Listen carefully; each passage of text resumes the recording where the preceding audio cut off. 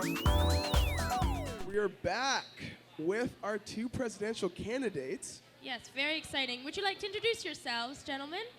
Hi, my name is Matt Helfand. I'm running for USC president this year. Hi, I'm Brian Bellman, and I am also running for USC president this year. Are those your Thank relatives, or did all your relatives come out? Are those your cousins and aunts? Just a few of my friends.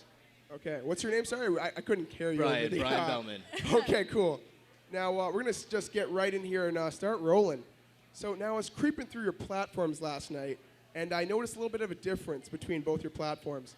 So Hellfans was a little bit more structured with separating questions and platform points between the VP external, the VP internal, and the president. And there was a lot of political jargon in there, whereas Bellman's was a lot more short, concise, and a cohesive effort between all three parties. Now, with reference to the students, how do you think that will affect their vote? Yeah, sure. So our platform is divided by vice president. Basically, we have three main focuses. We want to turn the USC into a more financially responsible and accountable body. We want to make your lives easier by making simple changes that we think will ultimately facilitate a better Western. And lastly, we want to switch our focus to municipal advocacy, where we do not already have an organization that we pay to do that work for us. Right on. Thanks, Bellman. I don't know if that actually answered the question, Matt, but to answer the question about how the platforms are structured, I think we put it that way because the slate, we're running as a team because we are a team, and we'll be working as a team once we're in office. So we wanted to make sure that each of our point, it's not just one person that's going to be advocating on any single point. It's a team effort now, and it's a team effort once we're in office. So we wanted to make sure that every point reflected that. Great answers, boys. Great answers. Good Right job. on. Good job. Okay, so my next question is directed at you, Brian. So one of the points is entitled Work Integrated Learning, and you make the valid claim that all students deserve the chance to gain experience in their field, either by co-op placement or an internship. You state that you plan to lobby the government for funding for these opportunities. For me, this is problematic because we have a provincial Ministry of Education, but we do not have a national. We also do not have legislation that regulates internships or co-op placements. That is not in place. That does not exist. So do you not think that effort would be better put towards lobbying government for actual regulation for these internship and co-ops rather than actually just throwing students in and increasing the opportunities for these students to do that? The issue of not having a ministry in place, the Ministry of Labor is working on extending workplace standards to internships and co-ops. Wonderful. That's something that's happening right now. So what we're focusing on is making sure that all students have the opportunity to have these kind of work integrated learning opportunities, to be able to extend their learning beyond the classroom. Right now it's mostly focused in the STEM fields, science, mathematics, engineering, technology fields, have these internships, but we just want to make sure that everyone can get experiences in that way as well. Right, but these experiences, There's the clap. yeah, some of them aren't regulated. Some students who are at Western will be going into internships that don't have, academic credence and are doing it outside of the academia, so they're not regulated. So I want to ask you, do you think it's almost prudent to be pushing for students to do this who are not in STEM, who aren't doing it under the academic umbrella, while there is no regulation, even though it's being worked on, yes, right now? It's an important question to consider, but at the end of the day, it's going to be partially on the onus of the university to make sure that the placement students are going into have value for their education.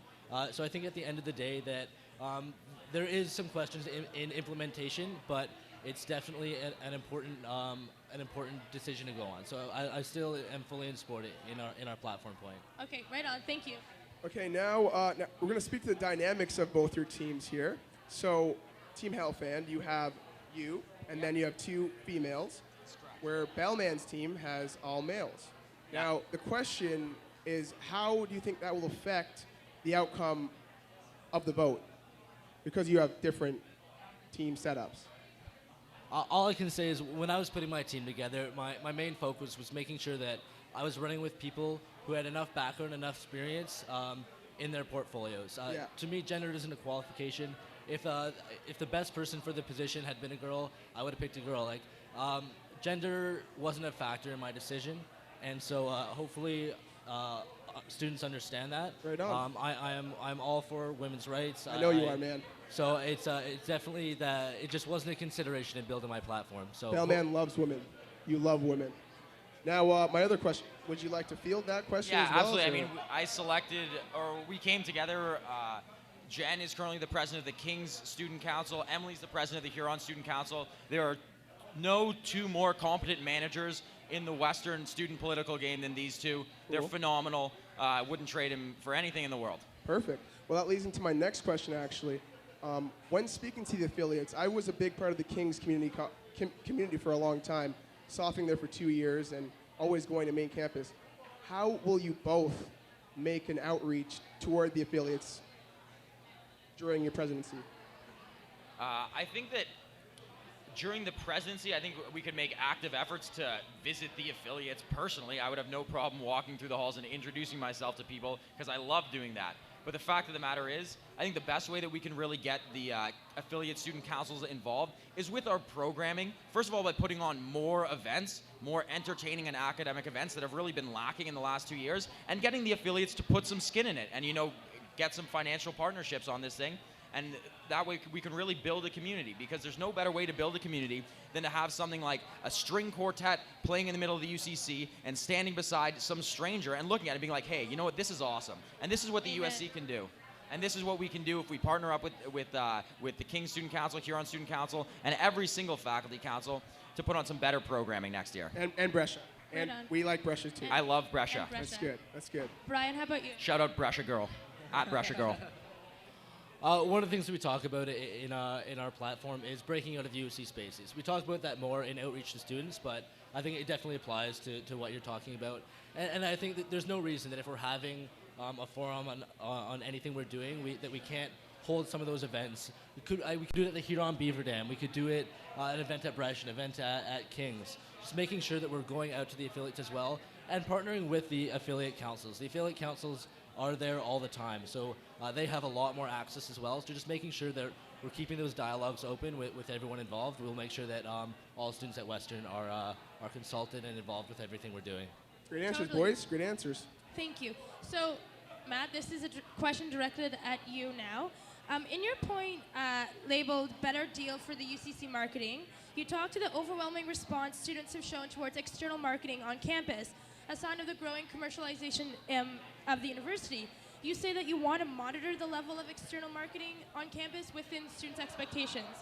Fine, fair, but my question is, what if it's bigger than that? I argue that commercialization, it goes a lot deeper than just what we see here in the UCC atrium, such as the Pink campaign, which got a lot of complaints. I'm talking about the pressure that might come from other governing bodies, such as the board of directors, the other side of the USC government, that might put pressure on you to, in fact, have these partnerships and to have something like Pink again. What do you say to that? Because that is very difficult. Yeah, absolutely. So I think the fundamental part of that point isn't necessarily addressing the abstract principle of commercialization, because you're very right, this is a totally different thing. What we are talking about is the fact that when students pay for the UCC out of their fees, they're paying for an open, unimpeded space.